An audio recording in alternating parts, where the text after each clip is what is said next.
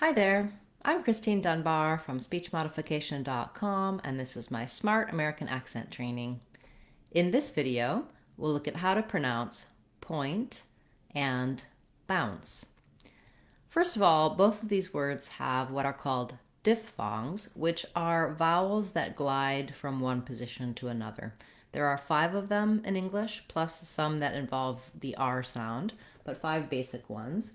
And the ones we're going to talk about today are the oi diphthong, which we spell usually with OI or OY, and the ow diphthong, which we spell with OU, OW, AU, a variety of different spellings.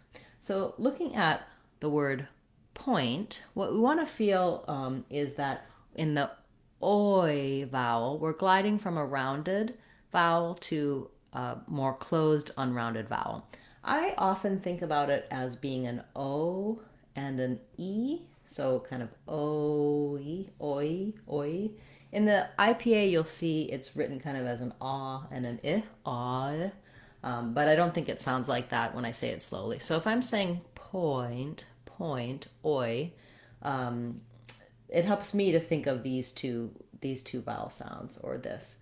For most people, when you're saying a word like boy, where it just has the oi or toy, it's easier to do that oi sound. But when you have to say something like point or choice, it's a little harder because you have to close to another consonant sound.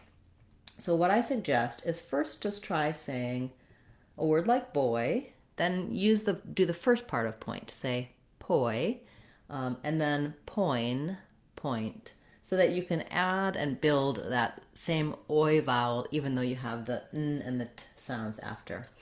You'll also notice that when people say point, they don't always say the t.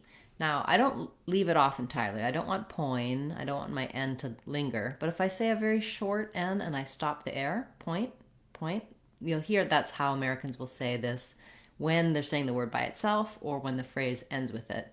That's the point. They'll say it like that. If they're saying something like point it out, they may leave the T off and it might sound like point it, or they may say point it out, point it out. That T might get a little flapped and sound a little like a D, point it out. I would say this one is a little more common, point it out, and just kind of leaving that T off or making a stop T on it. Moving on to looking at the word bounce, here we have the ow diphthong. So if I was just writing that by itself, like ow, that hurt, I would probably write it OU. But OU is a little, OW, excuse me. OW is a little confusing because it can also sound like O in snow. So knowing that you have this ah open vowel and then you're closing to rounded. So in a way, it's almost the opposite here. Here we have closed and rounded to more closed. Here we have open, unrounded, ow, ow, and moving to rounded vowel. Again, they have it as ah and I probably would say, to me, it sounds a little more like ah and ooh, or ah, ooh. Here we had oi, or oi, oi, and here we have ow, ow. So if it helps you to think of those two vowels, that can be useful when it comes to diphthongs. Of course, we don't want it to be so slow that it sounds like two distinct vowels. It's one sound, ow, ow. But we generate that sound by moving the tongue between two different positions in the mouth.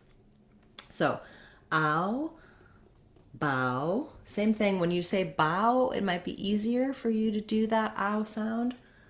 And then when you have to do the bounce, we have the letter CE say the S sound in this word, bounce. Okay, so of course there are other diphthongs as well. You can see me talk about those in my videos for the vowel sounds in our vowels playlist, as well as in my Sounds of English course on speechmodification.com. Check that out if you'd like a little bit more support for these vowel sounds, for any of the sounds of English, other vowels as well. We talk about each of them, how they're spelled, what accent air patterns to watch out for, and more. So it's a great fundamental resource for overall pronunciation, so you can pronounce any word you like. And all of our online courses are either free or available for under $2, so they're a really reasonable price for you to build your skills. I'll be back again tomorrow with another Word of the Day class, as well as on Friday, we'll have our live question and answer class on YouTube. You can attend that live, put your questions in the comments, and I'll answer them for you live. I hope to see you there. I'm Christine Dunbar from SpeechModification.com. Remember, if you want to sound like a native speaker, you can do it. SpeechModification.com. Bye, everyone. See you soon.